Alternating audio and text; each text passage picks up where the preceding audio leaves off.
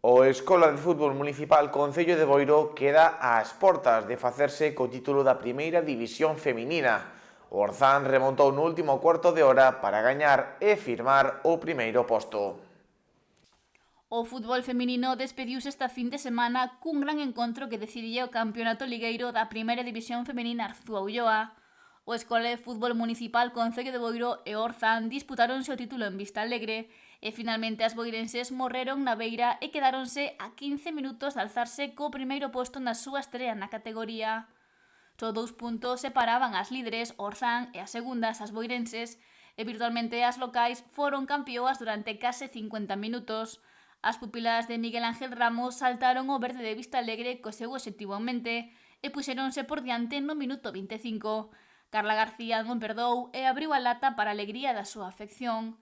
As locais dominaron o choque, pero non puideron incrementar a súa distancia. Durante case unha hora do encontro, o título semellaba que quedaba no Barbanza, pero no 74 chegou a reacción das coruñesas. Faltaba un cuarto de hora para o final cando 1-1 podía verse no marcador e Orzán mirou a porta rival con fame e acerto.